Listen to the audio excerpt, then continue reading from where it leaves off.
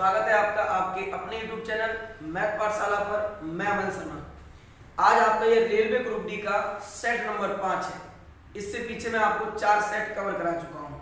तो चलिए हम लोग शुरुआत करते हैं आज के अपने सेट की पहले क्वेश्चन से भाई। तो क्वेश्चन नंबर 1 देखो किस प्रकार आपको दिया है। क्वेश्चन नंबर 1 कहता है cos q2 theta plus 3 cos 2 theta भाग cos की power 6 theta minus sin 6 theta. आपको मैंने समझाया था यदि sin और cos का केस हो तो थीटा की वैल्यू 0 मानो या 90 मानो, मैं 0 अंश मान लेता हूं। तब यहां से देखो भाई कितना होगा, अब ये cos q 0 अंश हो जाएगा प्लस 3 cos 0 अंश ये हो गया, और ये भाग का sin है तो ये cos 6 0 अंश माइनस sin 6 0 अंश। ठीक है, अब cos 0 की वैल्यू क्या होती है तो 1, और ये 3 हो जाएगा यहाँ से भाग ये 1 हो जाएगा माइनस ये 0। यहाँ से 3 और 1 कितना होगा भाई 4, और 1 का कोई मूल नहीं है अपने पास, तो आंसर कितना आ गया आपका option number C is correct one answer. हो गया क्लियर। चलिए क्वेश्चन नंबर 2 को हम लोग समझ लेते हैं। यहाँ से सवाल नंबर 2 दिया हुआ है, ब्याज की दर क्या होगी यदि किसी राशि पर तीसरे वर्ष में अर्जित ब्याज, अरे साधारण ब्याज पहले वर्ष का हो या तीसरे वर्ष का हो, हर वर्ष समान रहता है। ठीक है, इतना है, और 2 वर्ष का CI इतना है।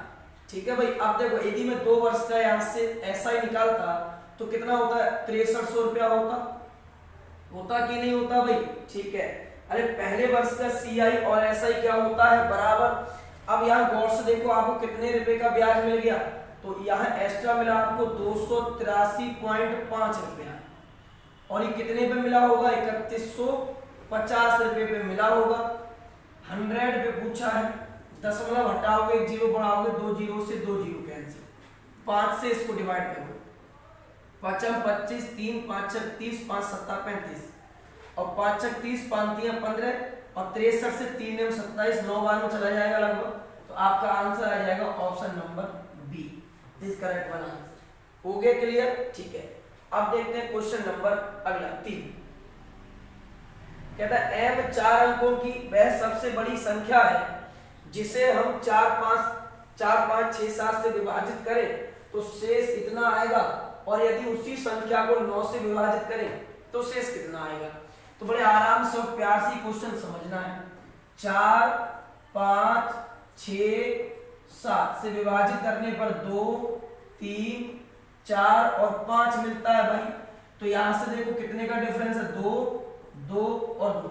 इस प्रकार का क्वेश्चन आपने कहा किया है एलसीएम कैसे करते हैं, इसका एलसीएम लोगे भाई कितना आएगा, तो 5 30 और 30 चौका कितना होता है 120, और 120 बार 7 84 हो गया इतना, और 4 यानी 840 आ गया। अब ये 2 जो बचा है इसको इसमें जोड़ दीजिए यानी 842। अब देखो यहां से 4 अंकों की सबसे बड़ी संख्या कौन सी होती है 1 2 3 और ये 4, इसमें कितने से भाग देना है 842 से। कितनी बार चला जाएगा, एक बार 842, कितना बचा 7, और ये 5 और ये 1 9 काट लो, फिर भी कितनी बार जाएगा एक बार 842 है अपने पास। ये 9 में से 2 गया 7 बचा, और 7 में से 4 गया 3, 15 में से 8 जाओगे तो 7 बचेगा। अब देखो भाई यदि हम 842 से भाग करते हैं तो अपने पास शेष इतना रहता है। अगर मैं इस शेष को इसमें से घटा दूं तो मुझे पता पड़ जाएगा ये संख्या इससे विभाजित हो रही है। ठीक है, अब घटा दीजिए भाई, 9 में से 7 जाएगा तो कितना बचेगा अपने पास 2, 9 में से 3 गया 6, 9 में से 7 गया तो 2, यानी वह संख्या कितनी है 92 है। अगर मैं अब इस संख्या में 9 से भाग देता हूं तो कितना शेष आएगा, तो इसको अब 9 से डिवाइड कर दीजिए, 9 एकम 9, 9 दूनी 18, कितना बचा 8, और 9 9 81, कितना शेष बचा भाई 1। बस यही पूछा था, option number B is correct one answer. बहुत ही अच्छा क्वेश्चन था, समझ में आपके आ गया होगा, और आप भी मेरे साथ साथ वीडियो को पॉज करिए और फिर सवालों को खुद से बनाने का प्रयास करिए। चलिए अगला क्वेश्चन नेक्स्ट, यह देखो भाई क्वेश्चन कहता है एक ड्रम में 80 लीटर एथेनॉल है। ठीक है, इस तरह पदार्थ में से 20 लीटर निकाला जाता है और पानी से प्रतिस्थापित कर दिया जाता है। फिर से यही प्रक्रिया हुई है। तो पूछा है अंत में द्रव्य में पानी कितना है। तो आप क्या जानते हो, हम जानते हैं कि शेष मात्रा बराबर क्या होता है। तो आप कहोगे यहाँ पर अपना टोटल मात्रा x और यहाँ से आपका क्या होगा 1 माइनस बाई अपॉन एक्स की पावर n। x क्या है, कुल मात्रा होती है, y क्या है, निकाली गई मात्रा होती है भाई, ठीक है, और n क्या है, दोहराई गई मात्रा है, आप सब जानते हैं, ठीक है, इतनी बात। तो यहां से अब आगे देखो कितना अपने पास 80 लीटर है, कितना निकाला गया है, तो 20 लीटर 80 में से निकाला गया। प्रक्रिया कितनी बार हुई, 2 बार, 4 बार में कट गया। 80 गुणा 3/4, 80 गुणा 3/4, 16 पंजे कितना होता है 80, 5 15, 15 45। यानी एथेनॉल की जो शेष मात्रा आपके पास बचती है वो कितना बचती है 45। अब देखो 80 लीटर में से 45 लीटर एथेनॉल है, तो बाकी अब पानी कितना होगा, तो जो बचा वो पानी होगा, कितना बचा भाई 5 इधर से और 30 इधर से, 35। ऑप्शन कौन सा होगा आपका, C option is correct one answer. हो गया यहाँ तक क्लियर। किसी भी प्रकार की क्वेश्चन में कोई दिक्कत आपको नहीं, अगर कोई भी क्वेश्चन में यदि किसी प्रकार की आपको दिक्कत होती है आप उसका मुझे कमेंट करके बताइए, ठीक है। चलिए अगला क्वेश्चन नेक्स्ट। 20 घंटे में 720 किलोमीटर की यात्रा तय करता है, मीटर पर सेकंड में बताओ। देखो कुछ याद रखो, किलोमीटर पर आवर को यदि हमें मीटर पर सेकंड में चेंज करना होता है, या फिर मीटर पर सेकंड को हमें चेंज करना है किलोमीटर पर आवर में, तो हम सब जानते हैं दो भिन्न होती है, 5/18 और एक 18/5। देखो क्या समझना है, यदि बड़े से छोटे में जाना है तो छोटे से गुणा कर दो इसके अंदर, ठीक है, और यदि छोटे से बड़े में जाना है तो बड़े से गुणा कर दो 18/5 से। इतनी सी बात है। अब देखो क्या पूछा है आपसे, वेलोसिटी, तो दूरी बटे 4, दूरी बटे समय 720 है, समय है 20 घंटे का, किसमें पूछा है मीटर पर सेकंड में, 5 बट्टे किससे कर दोगे 18 से, 18 से काट दो इसको, 0 से 0 कैंसिल हो गया, और 18 चौक 72, और ये कितना बचेगा, 2 दूनी 4 और 5 दूनी 10। Option number D is correct answer. हो गया क्लियर। चलिए अगला क्वेश्चन देखिए। एक थोक व्यापारी के पास 200 दर्जन आम थे, इसमें से कुछ आमों को बेच दिया 20 पर लाभ पर और शेष को बेच दिया 10% के लाभ पर। टोटल पर वह उसे 13% का लाभ होता है, 20% के लाभ पर कितना बेचा। जहां दो वस्तुओं को अलग अलग मिलाकर एक साथ बेच दिया जाए तो ऐसी कंडीशन में क्या करते हैं दोस्त, मिश्रण के नियम का पालन करते हैं। तो कर दीजिए भाई, 200 दर्जन आम थे, इसको दो प्रकार से देखा, एक को कितने पे बेच दिया 20% के प्रॉफिट पर, दूसरे को 10%, और टोटल पे कितने का हुआ, उसको 13% का प्रॉफिट हुआ, ठीक है ना। अब देखो यहां से कितना बचेगा 3%, यहां से 7%, यानी ये अनुपात 10 की वैल्यू आपके पास है कितनी है 200 दर्जन, तो अनुपात 1 की वैल्यू आपके पास होगी 20 दर्जन। क्वेश्चन में पूछा है 20% लाभ पर, यानी इसका वैल्यू पूछा है भाई, 1 का मान 20 है तो 3 का मान, तो 3 गुणा 20, तो 20 दिया कितना हो जाएगा आपके पास 60। यानी option number B is correct one answer. हुआ क्लियर, ठीक है। अगला क्वेश्चन देखिए नेक्स्ट। यदि x³ माइनस 4x² प्लस 19 बराबर इतना दिया है तो इसका वैल्यू कितना होगा। बहुत ही अच्छा क्वेश्चन है, अच्छे से आप समझ लेना, रेलवे ने पिछली बार बहुत बार ये रिपीट किया है, अच्छे से चीजों को यहाँ समझिए। मुझे इसका वैल्यू निकालना है x² प्लस 1/x माइनस 4। अब गौर से समझना बंधु, मैं इसको कैसे लिख सकता हूँ, तो x³ और माइनस का कितना हो जाएगा 4x² और प्लस का 1/x माइनस 4 लिख सकते हैं। अब इधर आ जाइए आप, x की पावर 3 माइनस 4x² प्लस 19 बराबर होगा 6x माइनस 6, होगा या नहीं। अब गौर से देखो ये चीज उधर दिख रही है आपको, तो इसका मान निकालो सीधा, x³ माइनस 4x² बराबर 6x और 19 और 6 कितना होगा आपका 25। तो क्या मैं अब इसका मान, ये जो वैल्यू आपके पास है इसका मान जो दिया हुआ ये वाला इधर रख सकता हूं, तो रख दीजिए यहां पर भैया, ठीक है। तो 6x माइनस 25 एक चला जाएगा तो बचेगा 24, अपॉन x माइनस 4, 6 कॉमन ले लो, x minus 4 upon x minus 4, ये इससे कैंसिल हो गया और आपके पास आंसर कितना आ गया अभी 6 आ गया। कौन सा ऑप्शन होगा? Option number C is correct one answer. हो गया अभी क्लियर? ठीक है, अगला क्वेश्चन देखिए नेक्स्ट। ट्रेन ए और बी एक ही समय पर चलना शुरू करती है। ट्रेन ए स्टेशन से एक्स से वाई तक 55 किलोमीटर की चाल से और दूसरी बी से चलती है 80 किलोमीटर की चाल से, ठीक है। गति चलती है 1 घंटा 36 मिनट के बाद एक दूसरे को पार करती है। इसको पहले चेंज कर लो, 1 घंटा 36 मिनट है, इसको घंटे में चेंज कर लो। 12 3 36, 12 5 60, आपके पास आ गया 8 घंटा 5, ठीक है। दोनों ही स्टेशन के बीच की दूरी क्या होगी? तो हम जानते हैं भाई कि दूरी बराबर क्या होता है? चाल गुणा समय। अब यहाँ पर आपकी जो चाल लगेगी वो सापेक्ष। यदि ट्रेन एक डायरेक्शन में चलती है चालें घट जाती है, यदि ट्रेन विपरीत डायरेक्शन में चलती है चालें जुड़ जाती है। तो हो जाएगा 55 और 80 कितना हुआ? 135 और समय कितना है? 8/5। 5 से डिवाइड करो, 5 दूनी 10, 5 सत्ते 35, 8 सत्ते 56, 5 और 16 5 21, 216। Option number D is correct बना। क्लियर हो गया? चलिए अगला क्वेश्चन नेक्स्ट। वह सबसे छोटी संख्या जिसे इस संख्या में हम जोड़ दें तो वो 11 का क्या बन जाए? गुणक बन जाए। तो दोस्त 11 से कटने का नियम क्या होता है? हम जानते हैं एकांतर, ये यहां से एकांतर संख्याओं का जो योग है या तो 0 हो जाए या फिर 11 का कोई भी गुणक बन जाए, ठीक है। देख 7 6 13 और 9 हो गया अपने पास 22, माइनस यहां से कितना होगा भाई? 8 5 13 और 6 हो गया 19। अब बराबर में 0 बना लो।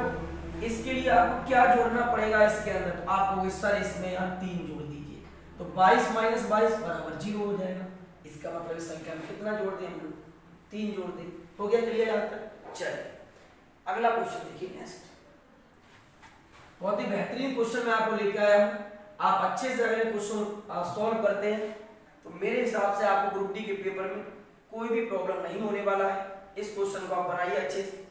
चलिए क्या दिया हुआ है? किसी प्रकाश स्तंभ के शीर्ष से 2 पत्तों का अवनमन को 60 और 45 अंश, यदि पोत परस्पर 300 मीटर की दूरी पर हो तो प्रकाश स्तंभ की ऊंचाई। मैंने बताया था इस प्रकार का क्वेश्चन ऊंचाई कैसे निकलता है, याद है ना आप लोगों को? तो आपको यस याद है सर, D बराबर H bracket cot alpha minus cot beta से निकलता है। ये आप पढ़ के आए हैं पीछे में। तो D का मान कितना है? 300 है। H की वैल्यू निकालनी है। कॉट का मान कितना है? 45 है भाई। और ये कितना है? यहाँ से देखो ऊपर 60 दिया हुआ है। तो 300 बराबर कितना होगा?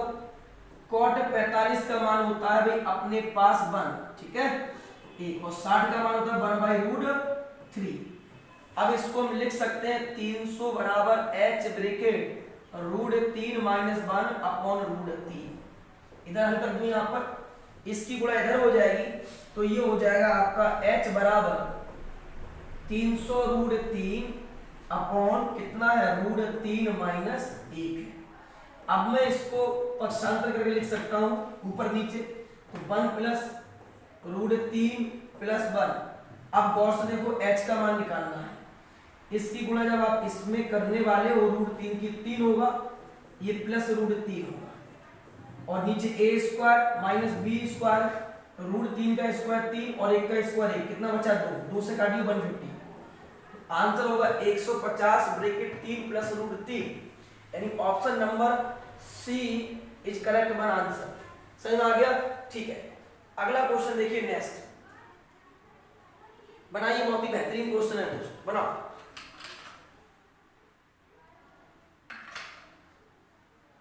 कहता है क्वेश्चन में एबीसी किसी वृत्त में, तो देखो भाई अपने पास एबीसी किसी वृत्त में है, वृत्त बना लिया।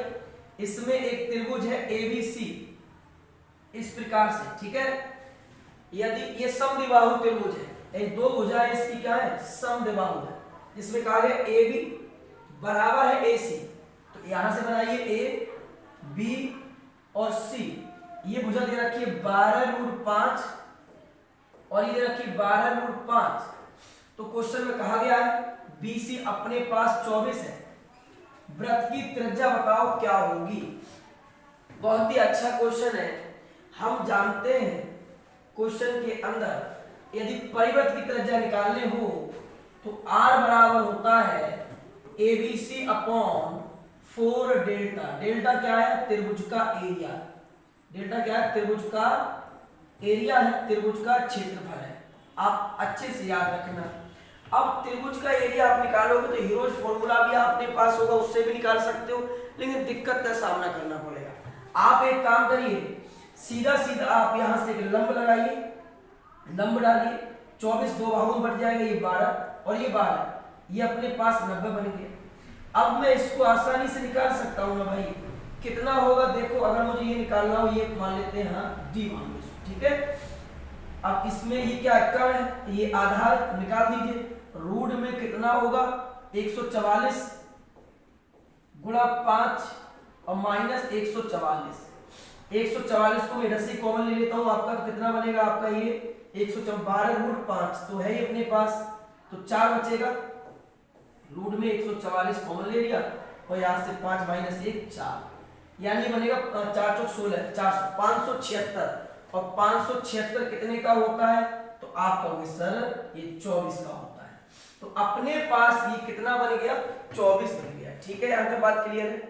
अब लगा दीजिए R बराबर ABC बाई 4 डेल्टा।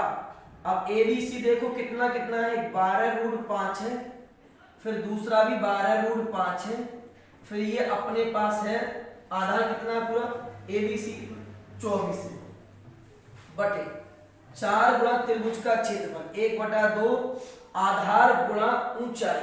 आधार कितना है तो 24 है, ऊंचाई कितनी है तो ये भी 24 आ गई आपके पास। ठीक है, अब देखो 24 से 24 कैंसिल, यहां से देखो ये 12 में कैंसिल और 12 से 12 कैंसिल और ये 4 3 12 3 बार में कैंसिल। रूट 5 ही गुणा 5 से करोगे तो 5 बनेगा और 5 3 15 होगा आपका आंसर।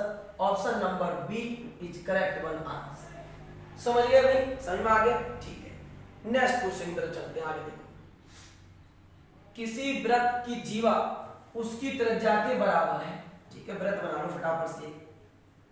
वृत्त की जीवा क्या होती है, जो केंद्र बिंदु से होकर ना जाए।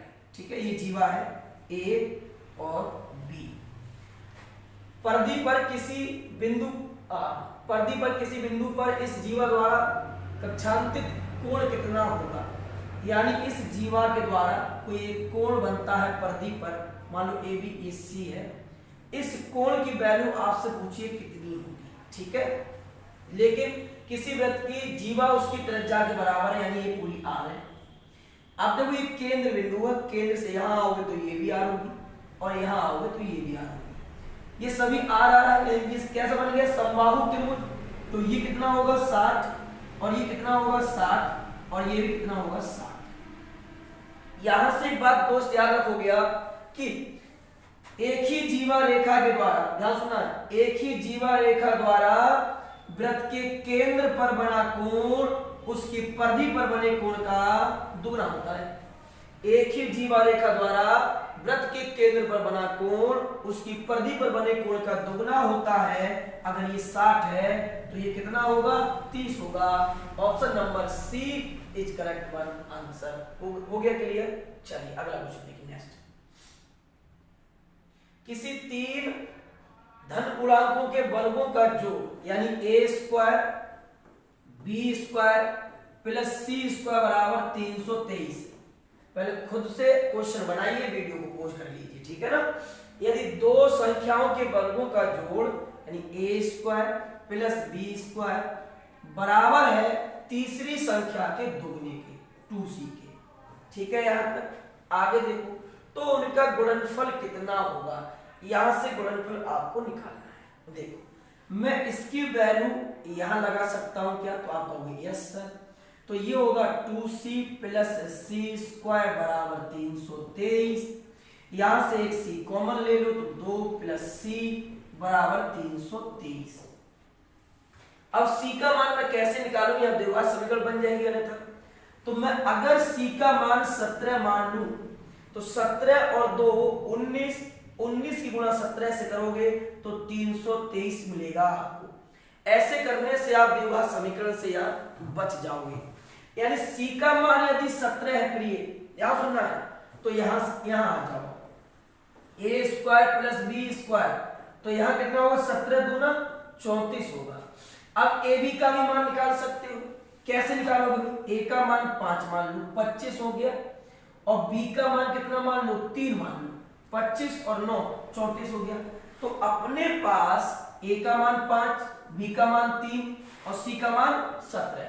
क्वेश्चन पूछा गया उनका गुणनफल क्या होगा, यानी 5 गुणा 3 गुणा 17, 17 3 ये 51 हो गया, 5 एकम 5 और ये बचा 25, यानी 255 is correct one answer option number A. ठीक है, अगला क्वेश्चन देखिए नेक्स्ट। बहुत ही बेहतरीन क्वेश्चन मैंने लिए हैं आज के सेट में।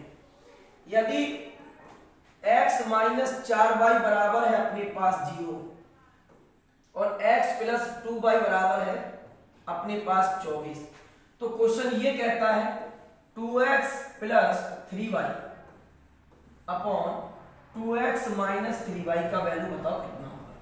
देखो इसका वैल्यू तो आप जब ही निकाल सकते हो जब x और y का मान आपको पता हो। अब x और y का मान तुम कैसे निकालोगे, तो यहां पर आपको दे रखा है ना, दो समीकरण, यहां से x y का मान, या इन्हीं को सॉल्व कर लीजिए। देखो ये माइनस, यहां प्लस माइनस घटा दीजिए दोनों, ये चीज कैंसिल होगी, 4 और 2 6 भाई, माइनस तो कैंसिल हो ही जाएगा 24। तो y का मान कितना आ गया, तो आप कहोगे सर y का मान 6 चौक 24 4 आ गया। x का मान निकाल लो भाई, कैसे निकालोगे, यहाँ लगा दो y का मान 4 चौक 16, तो x का मान कितना आ जाएगा 16 आ जाएगा। बोलो बात क्लियर होगी। अरे y का मान यहाँ लगाया 4 चौक 16, 4 इधर पहुंच जाएगा 16, ठीक है ना।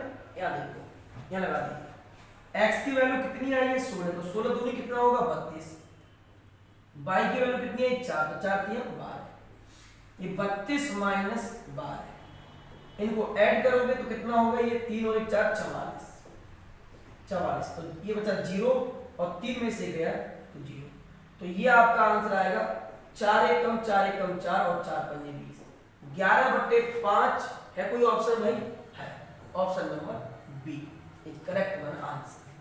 समझ गए यहां तक, अच्छा लग रहा है ना भाई, ठीक है, लगाते रहिए क्वेश्चन मेरे साथ। अगला क्वेश्चन देखिए नेक्स्ट। क्वेश्चन में पूछा गया है भाई 27 44 की पावर 1/3 प्लस 18 की पावर 2 माइनस 121 और बराबर मान दे रखा है, क्या होगा। देखो भाई हम जानते हैं क्या ये इस प्रकार से तो लिखा हुआ है, ये घनमूल निकल जाएगा इसका, और 18 का जो वर्ग होता है वो कितना होता है, तो आप कहोगे सर 324 होता है, और ये 121 है। यहाँ x का मान लो पूछा है, 69 पंजे 45 4 और 36 और 4 34, ठीक है, यहाँ तक बात क्लियर होगी। आगे समझो नेक्स्ट। ये घन कैसे निकालोगे, लास्ट के 3 अंक घटा दो, यहां से तो अपनों को 1 मिल जाएगा। 4 किसके घन में मिलता है, 4 किसके घन में मिलता है, तो 4 के 64, तो ये 14 का घन हो गया, प्लस यहां घटा के लिख दो, तो देखो ये कितना हो जाएगा, 4 में से 1 गया तो 3 बचा अपने पास, और 2 में से 2 गए तो 0, और 3 में से गए तो 2, और बराबर कितना है x माइनस 345, ठीक है। तो ये हो जाएगा फाइनली 217, उधर जाके ये भी जुड़ जाएगा, तो x बराबर इसमें 217 आप ऐड करोगे ना भाई, तो माइनस का ही मान मिलेगा, देखिए, या सीधा सीधा आप इसको इधर ले आओ, है ना, इसको इधर लाके जोड़ लो, x का मान मिल जाएगा, x बराबर 345 में हम जोड़ देंगे कितना 217, 7 5 12 बचा 1, 4 और 1 5, और ये कितना हुआ 6 और 562, ऑप्शन नंबर डी। समझ गए यहां तक, हो गया क्वेश्चन क्लियर। चलिए अगला क्वेश्चन देखिए नेक्स्ट। क्वेश्चन कहता है 3 मीटर चौड़ाई का एक आयताकार मार्ग के बगीचे के चारों ओर, जिसकी लंबाई चौड़ाई से 3 मीटर अधिक है, इसकी जो लंबाई है वो चौड़ाई से, चौड़ाई यदि x मानते हो, x छोड़ दीजिए यहाँ पर, इसकी लंबाई जो है वो चौड़ाई से, तो हम एक काम कर लेते हैं, चौड़ाई को b मानते तो लंबाई b + 3 होगी, बुढ़े यहाँ तक बात क्लियर है, ठीक है। आगे देखो, यदि 0.5 रुपया प्रति मीटर स्क्वायर की दर से पथ को पेंट करने की लागत 273 रुपया है, तो उस उदाहरण का क्षेत्रफल कितना है। आज आपने क्वेश्चन देखा होगा, आज रियल जो एग्जाम पूछता है क्वेश्चन, मैंने उस प्रकार का क्वेश्चन लिया है। जरूरत है आपको इस प्रकार के सवालों को, कैलकुलेशन वाले सवालों को सॉल्व करने की, क्योंकि एग्जाम में बहुत जरूरी होता है आपका दिमाग इतना मजबूत हो कि कितना भी बड़ा कैलकुलेशन आ जाए आप उसको बहुत आसानी से कर पाओ। तो कैलकुलेशन बहुत जरूरी है, कैलकुलेशन को जितना अधिक टफ करोगे एग्जाम में उतना ही बेनिफिट आपको मिलेगा। तो चलिए इसी सवाल को हम करते हैं सॉल्व। ध्यान रखना, यदि एक आयत के बाहर चारों तरफ रास्ता बनाया होता है तो इस पथ का जो क्षेत्रफल होता है दोस्त, ये 2x bracket l plus b और प्लस का 2x, अगर यही रास्ता अंदर बना होता तो ये हम माइनस का 2x कर देते। ये x क्या है, तो पथ की चौड़ाई है। x क्या है, पथ की चौड़ाई। तो अब मैं सवाल को इसको थोड़ा ऊपर लिख देता हूं, ये l b है तो ये b माने हम इसको, ठीक है। और तो ये क्या था, b प्लस 3। अब करिए भाई, तो रास्ते का क्षेत्रफल कितना है 2 और x की वैल्यू कितनी है 3 है, चौड़ाई 3 है, ब्रैकेट। अब इसको लगाइए b प्लस 3 और प्लस b प्लस का 3 दूनी फिर से कितना होगा 6 होगा। ये रास्ते का क्या है, एरिया है। और यदि मैं कुल लागत में 1 वर्ग मीटर की लागत से भाग दे दूं तो रास्ते का क्या मिल जाएगा, आपको एरिया मिल जाएगा। तो 273 में मैं क्या करूंगा भाई, 0.5 से भाग दे दूंगा, रास्ते का एरिया आपको मिल जाएगा। ये कितना हो जाएगा, इसको हटाइए, 0 बढ़ाइए, 5 से डिवाइड कर दीजिए, 5 25 बचा 2 और 5 और 20 और 5 6 30, क्या 6 से कटेगा, 3 दूनी 6, 6 ने 54 और 6 1 6। यहाँ से आपके पास क्या होगा 2b, 6 और 3 9, उधर जाके माइनस कर देंगे 9, ये कितना हो 2b। अब जब 9 माइनस हो जाएगा इधर से कितना बचेगा, तो आप कहोगे सर 82। 82 को 2 से डिवाइड करोगे तो b का मान आ गया 41 और l का मान 3 ज्यादा है तो कितना होगा 44। इन दोनों का गुणज पूछा है, यानी 41 गुणा 44, ठीक है। 4 एकम 4, तो एक ही ऑप्शन में भाई 4 अपने पास, कौन से में है, बी। आंसर कौन सा हो गया, बी। अच्छा एक बात और एग्जाम में याद रखना है, ये मीटर स्क्वायर, ये मीटर स्क्वायर, कहीं कहीं एग्जाम में सेंटीमीटर स्क्वायर, आपका आंसर भी तो सही आ गया, फिर लेकिन बाद में क्या करेगा, आप जल्दी में ऑप्शन गलत लगा दोगे, फिर आपसे क्वेश्चन जो है आंसर अच्छे खासा आया हुआ आपसे 1 नंबर वो चुरा लेगा। तो ध्यान रखनी चाहिए, ठीक है ना। अगला क्वेश्चन देखिए नेक्स्ट, यहां आते हैं। क्वेश्चन कहता है भाई, एक क्लास में परीक्षा में उत्तीर्ण होने वाले छात्रों का प्रतिशत 60 है और परीक्षा पास करने वाले लड़कों और लड़कियों की संख्या समान है, ठीक है भाई। यदि परीक्षा में असफल हुए लड़के असफल लड़कियों की तुलना में 200% अधिक है। देखो कोई भी चीज अपने आप में 100 होती है, 100 में 60 यदि पास है तो आप कहोगे सर 40 फेल है। बोलो यहाँ तक बात क्लियर है, तो आप कहोगे ओके। अब इसमें गौर से देखो, इसमें बॉय और गर्ल किस प्रकार से दे रखे हैं। असफल हुए लड़के बॉय है और गर्ल है। असफल लड़के असफल रही लड़कियों की तुलना में 200 अधिक है, यानी बॉय जो है 3 है और लड़की कितनी है 1 है, ठीक है। तो आपका कहना होगा सर 4 की वैल्यू यहाँ से 40 है या नहीं, तो 1 की वैल्यू आपके पास यहाँ से कितनी होगी 10, यानी बॉय कितने हो गए 30 और लड़की कितनी होगी 10। आगे बढ़िए, क्वेश्चन क्या कहता है, उन लड़कियों का प्रतिशत खोजे जो कुल छात्रों में असफल रही है। कुल छात्र कितने थे अपने पास 100 और लड़की कितनी हुई है असफल 10, तो ये 100 पे निकालना था, ये ऐसे समझ जाते तो आपका आंसर कितना आ जाता 10% is correct one answer, option number C. समझ गए भाई। चलिए अगला क्वेश्चन देखिए नेक्स्ट। एक आदमी ने x 15% प्रति वर्ष पर 4 साल के लिए और SI 1.35x पर 18% प्रति वर्ष से 3 साल के लिए SI पर निवेश दिया, जिस पर आदमी को कुल ब्याज इतना मिला, तो x की वैल्यू क्या होगी। बहुत इजी है, हम क्या जानते हैं भाई, x पर ये दिया हुआ है 15% PRT 4 साल के लिए बाई 100 है, ठीक है। और यहाँ से कितना है भाई, यहाँ भी सेम आपका x है, बिल्कुल दे रखा है 1.35 गुणा 18 साल से 3 साल के लिए, और यहाँ से 100 है और बराबर कितना दे दिया है 5948। अब आप इसका वैल्यू निकाल लोगे, किसका पूछा है x का मान। आप इसका मान मुझे कमेंट करके बताओगे इसकी कैलकुलेशन कर कर। मैंने आज जितना भी क्वेश्चन लिया है आपको ऐसा ही लिया है, इससे आपका कैलकुलेशन अच्छा हो पाए। इस क्वेश्चन का आंसर मुझे कमेंट में बताना है, ठीक है ना भाई। चलिए अगला क्वेश्चन देखिए नेक्स्ट क्या कहता है। क्वेश्चन में कहा गया एक क्लास में औसत वजन 60 किलोग्राम है टोटल का, जिसमें लड़कों का औसत है 80, लड़कियों के लिए लड़कों का अनुपात। यहाँ देखो सुनो, ये आपका बॉय है और ये गर्ल है। लड़कियों के लिए लड़कों का अनुपात यानी ये आपका बॉय है और ये आपका गर्ल है, जो आपका यहाँ से हो गया, ठीक है। आगे देखो, अब कहता है यदि क्लास में 72 छात्र हो तो लड़कियों का औसत वजन क्या होगा।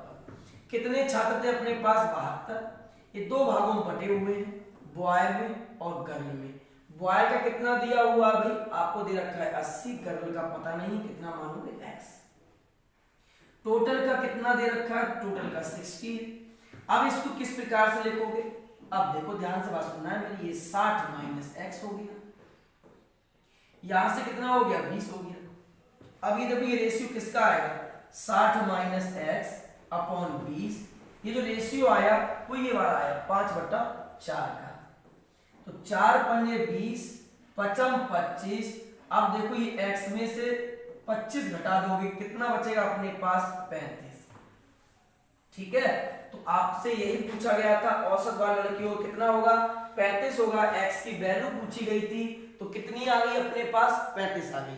समझ गए ना यहाँ तक। चलिए अगला क्वेश्चन देखिए, नेक्स्ट क्वेश्चन देखिए, बहुत ही प्यारा क्वेश्चन मैं लेके आया हूँ आपको। यहाँ पर एक परीक्षा में 45 विद्यार्थी गणित में फेल होते हैं, 50 अंग्रेजी में फेल होते हैं, 40 हिंदी में, 15 गणित और अंग्रेजी दोनों में, और 20 हिंदी व अंग्रेजी दोनों में फेल हुए, 25 हिंदी व गणित में फेल हुए और 10 तीनों में फेल हुए। इसका मतलब मैं तुरंत समझ जाऊंगा यहाँ पर जो चित्र बनेगा वो 3 गोले का बनेगा, 1 2 और ये 1 3। ऐसे सवाल कैसे बनाने वो देखो। कहता है 45% मैथ में, तो आपको ये 45% मैथ में होता है, यहाँ पर लिख लीजिए, ठीक है। और 50 अंग्रेजी में इंग्लिश में कितना होता है 50%, इधर लिख लीजिए। उसके बाद 40% ये आपका हिंदी में फेल होता है, तो 40% आप हिंदी में लिख लीजिए, इधर हिंदी है। ये बाहर लिखने का मतलब ये होता है दोस्त, ये 45% में सब कुछ है, 45% में केवल आपका मैथ नहीं है, ये दोनों वाले और तीनों शामिल हो जाते हैं, इसलिए अंदर जब आप लिखोगे तो वहां केवल लिखोगे, ठीक है। आगे आते हैं नेक्स्ट, समझिए इसी में आगे आपसे क्या कहता है। अब कहता है यहाँ पर भाई 15% गणित और इंग्लिश दोनों में होते हैं, तो 15% ये यहाँ पर लिख लीजिए। उसके बाद 20% हिंदी और अंग्रेजी में होते हैं, तो हिंदी और अंग्रेजी में 20 इधर लिख लीजिए यहाँ पर। 25 हिंदी व गणित दोनों में होते हैं, तो हिंदी और गणित ये 25 और ये 10। बहुत प्यार से समझाऊंगा, अच्छे से समझ जाना और समझ में आना भी चाहिए। देखो यदि 15% दोनों में पास है तो मैं कहूं केवल शब्द का ध्यान सुनो, केवल मैथ में और इंग्लिश में कितना पास होगा, तो 15 में 10 गए तो 5। ये 5 क्या है, केवल मैथ में और इंग्लिश में पास है, ठीक है। यहाँ पर देखो केवल आपका हिंदी और मैथ में कितना होगा, 25 में 10 गया तो 15। ये केवल वाला लेना, अब ये खत्म हो गया आपका मामला, ठीक है। यहाँ समझ गए ना बात। यहां से देखिए 20 में से 10 गया, कितना बचा 10 बचा, ये केवल वाला है, तो ये मामला आपका खत्म हो गया। यहां तक बात क्लियर हो गई भाई, सब बालक समझ गए, ठीक है। अब देखो ध्यान से, ये देखो 15 और 5 कितना 20 और 10 कितना हुआ 30। अब 45% ये टोटल है, इसमें ये 30 है, तो केवल मैथ कितना है, तो 45 में 30 गया तो ये 15 है। बोलो बात क्लियर। अब ऐसे ही यहां पर आ जाइए आपका, ये कहीं एक मिनट, हाँ ठीक है, 15 और 25 5 30, ठीक है। यहां देखिए भाई 10 और 10 20 और 5 25, तो 50 और 25, तो केवल इंग्लिश में कितना हुआ 25। यहां से देखो भाई कितना होगा 10 और 10 20 और 15 कितना होता है 35, तो यहाँ केवल कितना बचेगा हिंदी में 5 बचेगा। अब अपने पास जो टोटल पास हुआ, अब आपसे फेल पूछा है, फेल हुए तीनों विषयों में पास पूछा है, तो कुल फेल अपने पास कितने हो गए। देखो 15 ये हो गया, 25 40 और 5 45, 5 50 और 10 60, 15 75 और 10 85। टोटल फेल हो गया अपने पास 85%। अब कोई भी चीज अपने आप में 100% होती है भाई, तो पास कितना होगा, 100 में से घटा दोगे तो पास होगा अपने पास यहाँ से ये 15%। यानी कौन सा ऑप्शन आंसर होगा, option number C is correct one answer. बहुत ही बेहतरीन क्वेश्चन ये था आपका। जितना भी इस प्रकार का एग्जाम में क्वेश्चन आएगा, आप इस प्रकार से आप आसानी से इसको सॉल्व कर पाओगे। ठीक है, चलिए अगला क्वेश्चन देखिए। नेक्स्ट क्वेश्चन, मानचित्र पर 1:15,000 पैमाने पर दो शहरों के बीच की दूरी 10 सेंटीमीटर है, तो वास्तविक में यह कितने किलोमीटर होगी। अब बहुत ध्यान सुनना है, किलोमीटर में पूछा है ना, तो यहां से 1 का मान निकालोगे, तो अगर मैं इसी को मीटर में चेंज करूं तो कितना होगा 150। अब मैं इसी को चेंज कर दूं किसमें, किलोमीटर में, तो कितना 1000 से भाग दोगे 1.5। अब ये हो गया किलोमीटर में। अब क्वेश्चन में कहा गया है दो शहरों के बीच की दूरी 10 सेंटीमीटर है, तो वास्तविक में यह कितने किलोमीटर की दूरी है। अब ये किलोमीटर की दूरी तो पूछा है, तो सीधा सीधा क्या करेंगे 1 यहां से देखो 10 है, 10 का मान निकालना है और इधर से भी 10 का मान निकालना है, तो 1.5 में 10 से गुणा कर देंगे, आंसर आएगा 1.5 kilometre is correct one answer, option number B. ठीक है, हो गया क्लियर, यहां तक समझ गए। चलिए अगला क्वेश्चन देखिए। नेक्स्ट पाई चार्ट पे आते हैं। देखो सब क्वेश्चन कहा गया है सीमेंट पे कुल कितने प्रतिशत खर्च हुआ है, तो अपने पास सीमेंट पे हुआ है 108, यानी कुल होता है 360, जिसमें 108 हुआ है सीमेंट पर। परसेंट में बनाना है, 100 से गुणा कर दो, ये कैसे 18 दूनी 36, छिक्का 108, 2 3 6 और 10 3 30, तो सीमेंट पे कुल कितना खर्च हुआ है 30% हुआ है। क्लियर हो गया। अगला क्वेश्चन देखिए। नेक्स्ट समझो इसको भी फटाफट से, मजदूर और ईंटों में कुल कितने प्रतिशत खर्च हुआ।